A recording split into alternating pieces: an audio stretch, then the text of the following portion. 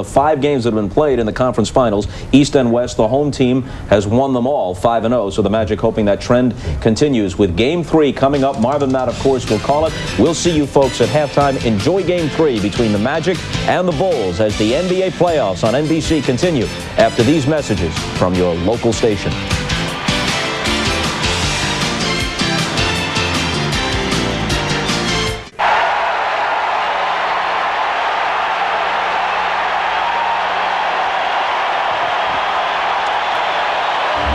It's a moment entrenched in the minds of the Orlando Magic. I knew the agony that they were going through at that particular moment. At the same time, I wanted them to see the Houston Rockets celebrating, because that ultimately is what we want to experience as a basketball team. In the first 2 rounds of this year's playoffs, the Magic dominated, powering their way past the Pistons in a 3-game sweep. Then manhandling the Atlanta Hawks in 5, setting up a showdown with the Bulls. But in Game 1, Orlando was stunned. A 38-point defeat that left them battered emotionally and physically. Game 2 was a different story. The Magic stormed out to an 18-point lead and seemed to be in complete control, until the Bulls stripped them of their confidence and a chance to even the series. 2 games, 2 losses, rekindling the agony of last year.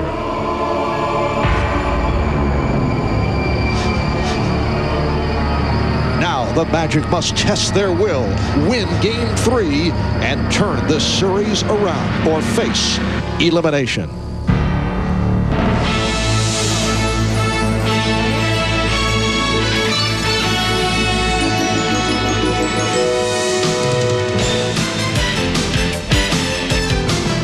This is the NBA on NBC.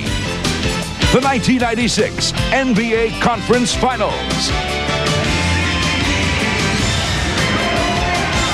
A dark cloud hanging over Orlando, creating thunderstorms in the air and a desperate situation. The sellout crowd of better than 17,000 getting ready for Game 3 of the Eastern Conference Final, well aware that the season is on the line for the Orlando Magic.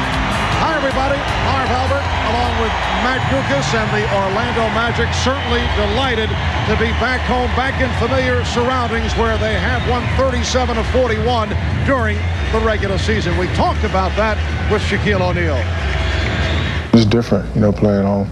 Shots that we don't usually hit at home that go down for us. I mean, we have great fans. My mom's in the stands watching, my family, my people, my city. So it's just an extra adrenaline here. Well, Matt, for Orlando, it's certainly nice to be home, but there are no shortcuts. They must hit their 3-point shots. Well, Chicago has a healthy respect for Orlando's 3-point shooting, and that's why they do not want to double-team Shaquille O'Neal. In the 2 games so far, Dennis Scott, Orlando's most dangerous bomber, just 1 for 6.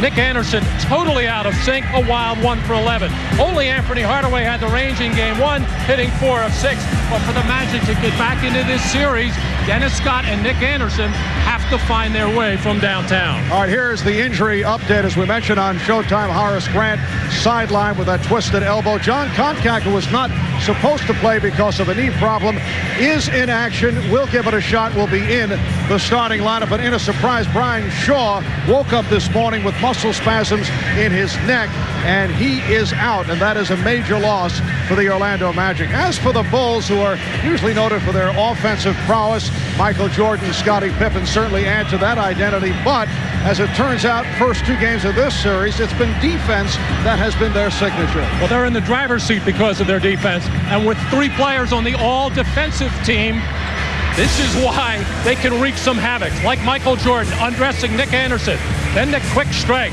Pippen, Jordan, open floor, easy basket. Scottie Pippen timing the post feed to Shaq perfectly for another Chicago steal. And Dennis Rodman, using his quickness, pokes away from the bigger, stronger Shaquille O'Neal. And Marv, hungry defense like that will win you a lot of basketball games. All right, this crowd apparently is ready. Coming up, it's Game 3 of the best of 7. The Magic and the Bulls. Back with the lineups in a moment.